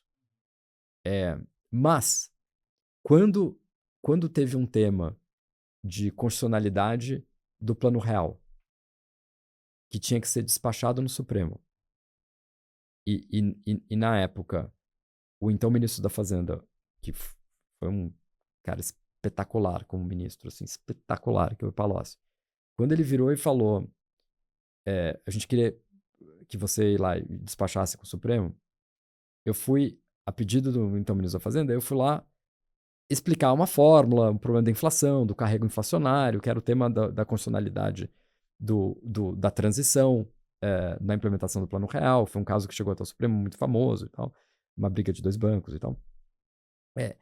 Eu fui despachar com, na época, era o ministro Sepúlveda Pertence. Você é meio que do governo. Meio não, você é totalmente do governo. Foi uma coisa tão, num bom sentido, tão anglo-saxã. Eu cheguei lá. Ele tava com um copo de sei lá o quê, no sofá. Eu fui num quadro branco, botei uma fórmula no quadro branco, comecei a explicar pro ministro a fórmula e as implicações jurídicas do caso, do nosso ponto de vista, e os potenciais impactos do ponto de vista da economia em relação a isso. Ele fez 2, 3 perguntas. Não tinha transcrição, não tinha ata, etc, etc. Ele falou, entendi perfeitamente. Não me deu nenhuma dica do que ele ia fazer. Falou, se eu tiver mais perguntas, eu te chamo. Pode ir embora. E depois ainda estava saindo e falou assim, mas eu, obviamente, vou procurar me informar sobre o ponto de vista das partes envolvidas. Claro, ministro. Fui embora. Essa coisa que é uma coisa que é muito... De novo, que você vê no... Quando eu tenho disputas que em outros... Por exemplo, quando eu tenho uma disputa lá no fundo nos Estados Unidos, é isso, não tem toga, não tem rito. O que tem... Você pode estar sozinho com o juiz na sala. É a deferência, é um negócio impressionante. A coisa certa tá ali pairando sobre todo, sem rito, sem protocolo. A gente vive sob o império do rito e do protocolo, e ele esconde o oposto disso, né? O extremo oposto disso. Eu brinco, essa coisa a coisa do common law é maluca, onde países que funcionam bem com base no common law são países onde todo julgamento, todo processo, todo litígio, todo julgamento tem uma cara de arbitragem. E o Brasil é um país onde toda arbitragem agora tem cara de julgamento. A gente pegou o instituto mais anglo-saxão de todos, que é o da arbitragem. Vamos ver quem tá certo, vamos resolver aqui, vamos fazer um julgamento rápido e técnico. Não precisa nem ser juiz, não precisa ser advogado, basta entender do assunto. E a gente conseguiu transformar ele num processo de muitos anos, sujeito a todo tipo de anulação. E aí tem a turma que conhece os bons árbitros. Você fala, é impressionante. Então, só voltando e concordando com o teu ponto de que cultura é muito, muito, muito importante, as instituições, você pode importar a instituição mais eficiente do mundo. É impressionante como a tropicalização dela termina com a ênfase do rito, da regra e da tecnicalidade como mecanismos de expansão da subjetividade completa e do império do quem você conhece. Então, a gente não vai sair dessa arapuca no Brasil, a gente não vai sair dessa arapuca se a gente não mexer com isso. É sintoma. Com esse problema fundamental do tecido brasileiro, que é um tecido que facilita essa sociedade estamental que a gente tem, eu acho. Sem dúvida, né? É sintoma do Brasil, como eu falei, né? E você precisa tratar.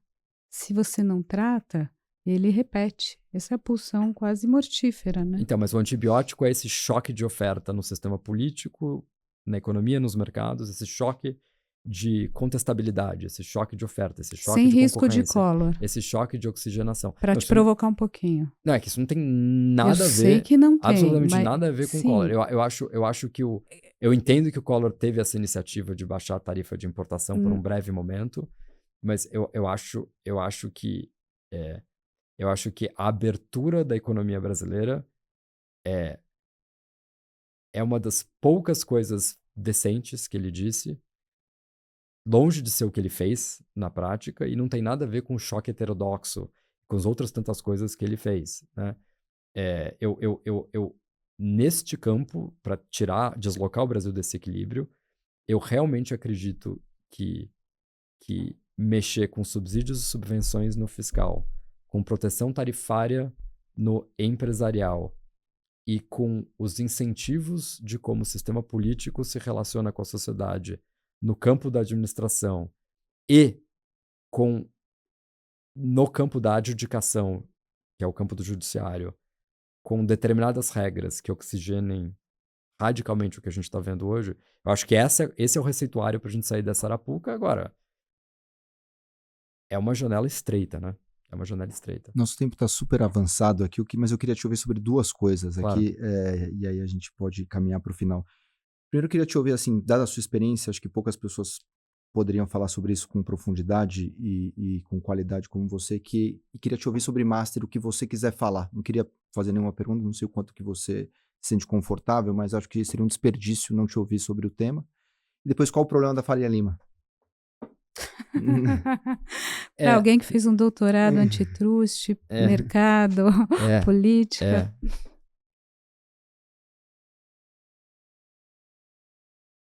Em relação ao Master, eu entendo qual é a narrativa atual. A narrativa atual do Master é de que é um caso de falha regulatória em que as limitações do ferramental à disposição do regulador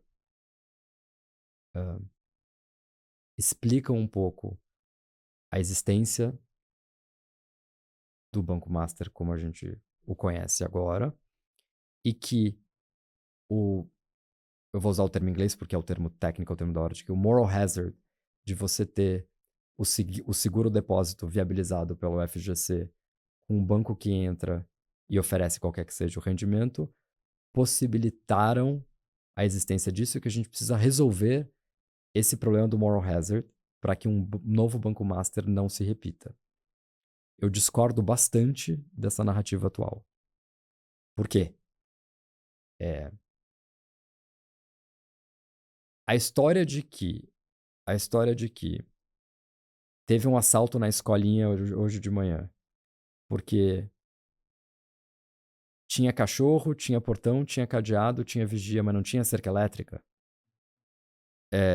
Eu vejo isso com alguma ressalva. Se o vigia não foi trabalhar nesse dia, se a energia está desligada e o cachorro der um calmante para ele, isso não adianta você mudar a regulação, isso não adianta você mudar o ferramental. As coisas que aconteceram no Banco Master, algumas delas me parecem banais, do ponto de vista de identificação, banais. A regulação pode melhorar? A regulação pode melhorar. Na margem, a forma como se lida com o seguro-depósito, o FGC, pode melhorar? Pode melhorar. Mas está longe, longe, longe de ser a causa principal do problema. Mas longe, longe, longe, longe, longe, longe, longe. Eu vou parar por aqui em relação ao Banco Master. Você não vai contar qual é a causa, então? Não, é que eu acho... me parece a distância... vamos ver ao final e ao cabo, na liquidação, parte do conglomerado está em liquidação. Aí a gente vai ver, desses 83 bilhões de reais de ativo com, sei lá, 3 bi de patrimônio líquido, vamos ver qual que é o balanço final desse banco. Mas eu suspeito que se descobrirá, por uma razão ou por outra, que o patrimônio líquido ajustado ao mercado do banco está associado a uma imparidade importante desses 83 bilhões de reais de ativo. Importante, eu suspeito. Importante, importante, importante. E aí, não, porque a regulação, não, porque vamos melhorar aqui na MAI. Eu acho que aqui, digamos, o ecossistema dormiu no ponto, acabou. Não é vamos mudar completamente o ecossistema. Dormiram no ponto. Eu realmente acredito nisso. Foram dormidos também, né? Se a gente pode... Acho que isso vamos ver ao longo do tempo. Se é que vamos ver ao longo do tempo. Tenho dúvidas de que a gente sequer vai descobrir o que aconteceu, mas isso vamos ver ao longo do tempo. E acho de novo, toda vez que você tem um seguro, você tem moral hazard. Né? Tipo, na margem, é aquela velha história de, na margem, a invenção do airbag e do cinto de segurança permitem as pessoas que dirijam mais rápido. Essa é a definição de moral hazard, é a definição da literatura de moral hazard. Mas ninguém acha que você não pode ter airbag e cinto de segurança, porque então as pessoas vão dirigir mais rápido. E o paper na incepção que provava que o número de mortes por quilômetro era igual, estava errado. As pessoas morrem menos porque tem airbag e cinto de segurança. Elas morrem bem menos. Mas sim, é verdade que na margem elas dirigem mais rápido, muito mais rápido, porque tem airbag e tem cinto de segurança. Então, a humanidade está, de um jeito ou de outro, muito habituada a lidar com o moral hazard, que existe em qualquer situação de seguro, sem falar, vamos acabar com o seguro. Então, o FGC é importante. Seguro de depósito é importante. Manter a competição, voltando à nossa conversa anterior, é muito importante. Se você acabar com o FGC, com o seguro-depósito, você cria um sistema de reforço aos incumbentes no sistema bancário que não vai ajudar a sociedade em lhufas. Então, tem coisas para se acertar na margem.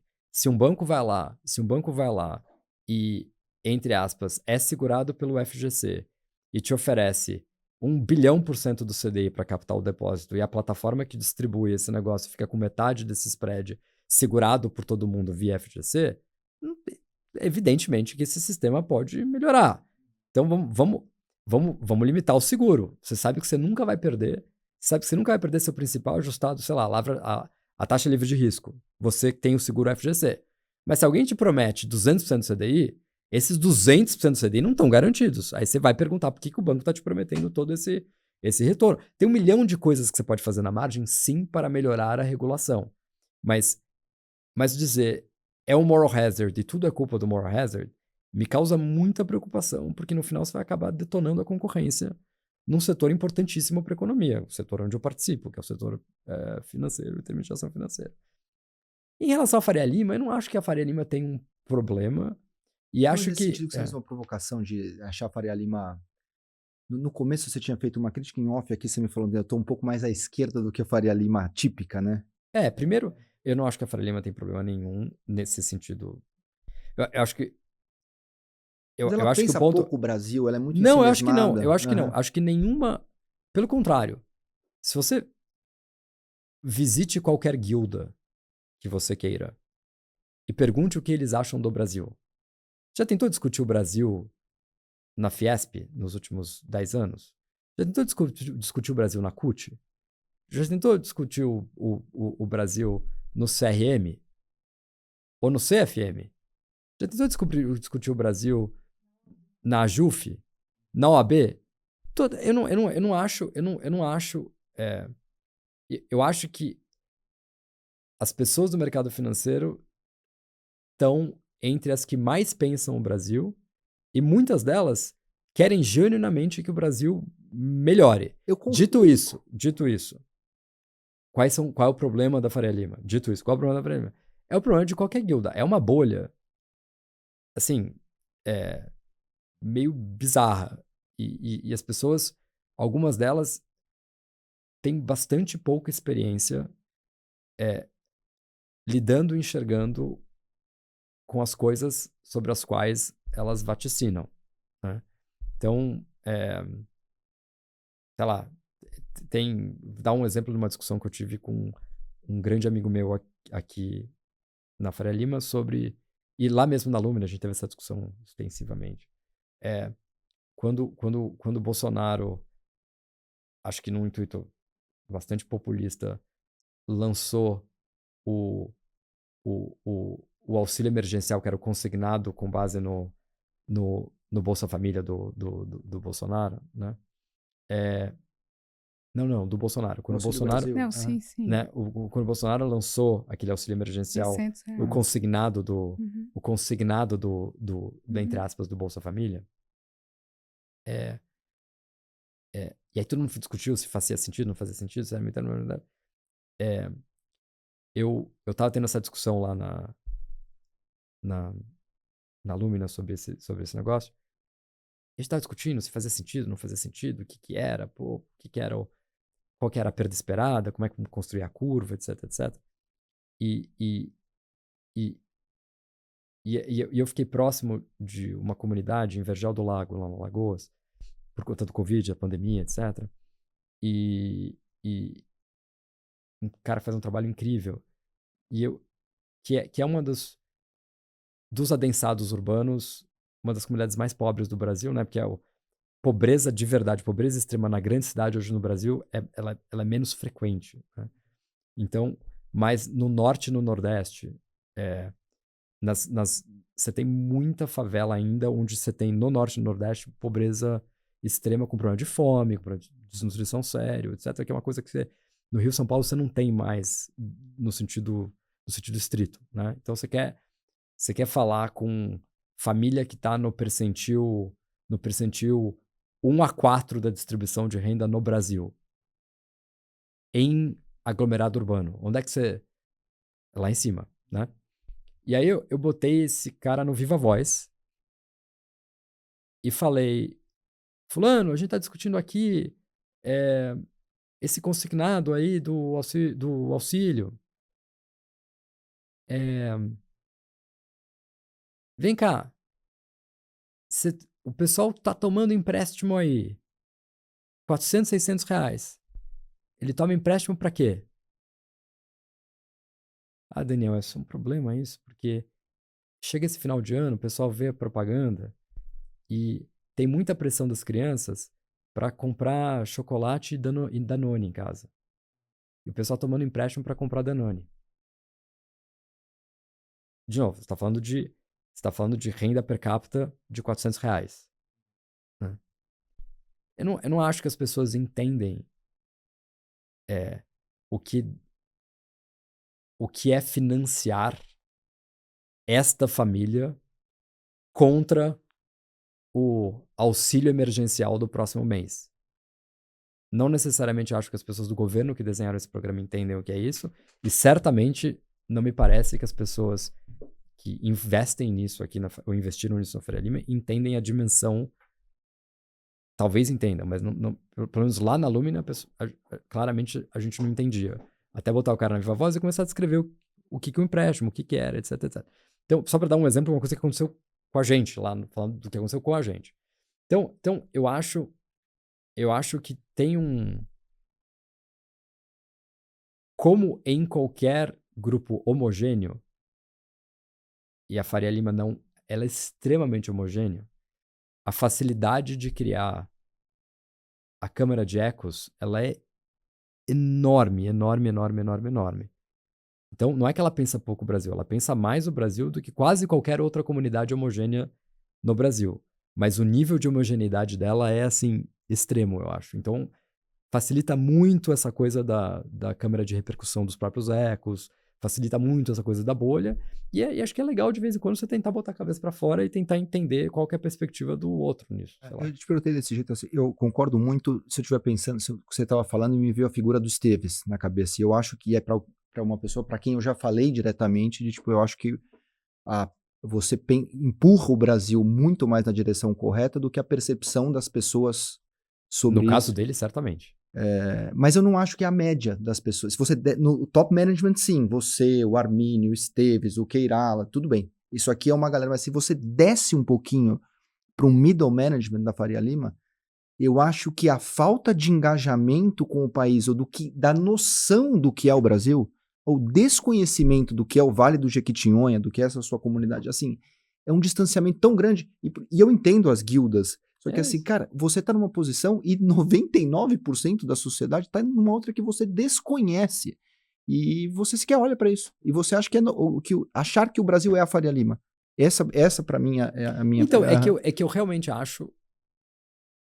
Nesse aspecto, eu vejo a Faria Lima com um olhar um pouco mais benigno que o seu. Eu acho que como uma parte importante da Faria Lima tem nos seus escritórios o seu economista, as pessoas têm o hábito de... Pelo menos no nível não afetivo, pelo menos no nível racional, as pessoas entendem a estrutura de distribuição do Brasil, as pessoas entendem esses temas. Eu não entendem em profundidade, nem sei se eu entendo em profundidade, mas certamente as pessoas, mais do que em qualquer outra comunidade homogênea, eu acho que mesmo o cara mediano da Faria Lima, você tem que comparar maçã com maçã e banana com banana, você tem que comparar o cara mediano da Faria Lima com o cara mediano de qualquer associação industrial por aí. Por exemplo, né? Eu acho que ele entende e se preocupa com o Brasil mais do que quase qualquer outra destas associações ou conglomerações. O que eu acho que acontece, que de novo, é que a câmara de ecos na Faria Lima, ela é impressionante. Então, é impressionante como é raro você ter a dissidência construtiva, eu acho, na Faria Lima, né? Então fica todo mundo falando a mesma coisa. Então assim, aí começa, não. Então, por exemplo, agora é a deterioração institucional. Agora todo mundo fala disso. Sim. Né? Mas até outro dia, o Brasil estava bombando na economia por conta dos efeitos microeconômicos das reformas do Temer. Até outro dia. E todo mundo repetia isso. Não. Qual a explicação? Por que ano após ano do governo Lula a economia cresce mais do que tem revisão para cima? Isso aí eu pensei. Isso aí é o efeito microeconômico das reformas do Temer. É isso aí. É mesmo? Deixa eu dar uma olhada. Deixa eu ver aqui qual é. Deixa eu dar uma olhada. Bom, vem cá, mas reforma trabalhista, olha o que está acontecendo com o contencioso trabalhista depois da decisão do Toffoli, que decretou a inconstitucionalidade da questão da sucumbência, que era o grande ponto da reforma trabalhista. Olha o que está acontecendo com a inflexão. E agora você não vê um efeito pro crescimento para baixo? Não, agora ninguém vê. Então, assim, tem essa coisa eu acho que o problema da Faria Lima voltando aos temas clássicos de viés de confirmação e tal. Group thinking. Porque existe vasta evidência empírica de que as instituições importam e são importantíssimas para o desenvolvimento do país. Existe vasta evidência empírica de que um certo mix de instituições é bom para o crescimento do país. Estas duas coisas são verdadeiras. Aí a Faria Lima pega essas duas coisas que são verdadeiras e encaixam tudo que acontece no dia a dia nesses a prioris e, literalmente, você vê 95% da turma falando que o Brasil tá bombando por conta da microeconomia e agora 98% da turma tá dizendo que tá muito preocupada com a deterioração institucional. E ninguém revisita o veredito anterior de que a economia estava indo bem porque a micro estava indo bem. Então, só para te dar um exemplo de uma coisa assim, o tema de agora, né? Então, eu acho que o groupthink, para usar o termo que você usou aí, ele é mais elevado na nossa comunidade do que em qualquer outra que eu conheça, mas reconheço que a turma gosta de pensar o Brasil muito mais e acho que com boas intenções do que outras também. Então, nem tanto lá, nem quanto cá. Em relação a eu me enxergar mais à esquerda, qual que é o meu... Deixa eu esclarecer isso. Não, foi uma brincadeira também. Não. Te E é verdade. aqui. Não, zero constrangido. Zero. E é verdade, mas deixa eu só esclarecer o que... Aliás, desculpa. Só na Faria Lima, voltando ao meu ponto do código, só na Faria Lima, alguém pede desculpa por constranger a outra pessoa dizendo que ele está mais à esquerda. No boteco é o contrário. Sim. A turma fica com medo de falar que está à direita. Né? Voltando ao meu ponto da nossa conversa. Mas o que eu acho? Eu acho que a discussão... Antigamente eu diria, eu sou um libertário absurdo nos costumes, no modelo americano, um progressista nos costumes, e sou um conservador na economia. Eu me definiria assim até outro dia. Como essas coisas perderam um pouquinho o sentido, por conta desse amálgama, tem essa aliança estranha entre o nacional-populismo e o conservadorismo, sobretudo evangélico, que a gente vê em vários lugares, assim, essa combinação do conservadorismo com cultural, com o nacional-populismo, me dá um medo do cacete, assim, tá medo. Então, eu nem gosto muito, hoje em dia, o direita e esquerda virou uma outra coisa com a qual eu zero me identifico, zero. Então, deixa eu ser preciso. Nem lá, nem cá. Deixa eu ser preciso em relação, então, como é que eu me enxergo. Eu não acho, por causa desse nosso mau equilíbrio brasileiro, eu não acho que a gente sai dessa arapuca, e nem é possível sair dessa arapuca, dado o nível de transferências que a gente tem, entre aspas, com pouco Estado. Eu não acredito nisso. Eu não acredito numa solução para o nosso mau equilíbrio brasileiro sem Estado. Não acredito. Realmente não acredito. E acho um pouco produtiva a discussão de tamanho do Estado numa economia onde você arrecada 38% e gasta 45% do PIB. Qualquer diminuição drástica ainda é um Estado grande. Então, eu acho que a minha agenda é uma agenda de funcionalidade do Estado e não do tamanho do Estado. Eu não sou o cara que diz a gente precisa cortar a carga tributária em 20 pontos percentuais, ir para casa e dar a volta olímpica. Eu não acredito nisso. Eu realmente não acredito nisso. E muita gente que eu respeito acredita nisso. Vamos nos retirar. Como o Estado é muito desfuncional, como o Estado é um mau intermediário, né? Tipo, trabalha e mexe 0,7 no coeficiente de Gini no final do dia. Então, pelo amor de Deus, é melhor a gente desligar, apagar a luz e ir para casa e deixar... Assim, como o Brasil é a África do Sul do ponto de vista de funcionalidade do Estado, e nunca vai deixar de ser, vamos tentar ser o Peru, que é um país onde a sociedade e a economia funcionam a despeito do Estado. Aí tem uma maluquice toda semana, mas ninguém liga, e o país continua rodando. E é um país... O Peru é um país onde a mobilidade intergeracional é maior do que a do Brasil. Então vamos desligar essa birosca toda e fazer um fiscal forte, reduzir 10, 20 pontos carga tributária e vamos ser o Peru. Eu não acredito nisso, porque eu acho que se a gente fizer isso, o máximo que a gente pode aspirar é sermos o Peru, entendeu? Por conta desse mau equilíbrio. E acho que na Faria Lima, você acreditar no que eu acabei de descrever te coloca automaticamente mais à esquerda do que o investidor mediano, no sentido estatístico do termo. Maravilha. Daniel, super obrigado. Foi ótimo ter Creio você conosco. que aprendemos muito, trocamos eu que agradeço. muito. Obrigada pela presença. Pessoa muito humana, né? Sobretudo. Obrigado. Obrigado, foi um prazer. Obrigado. Valeu, gente. Prazer.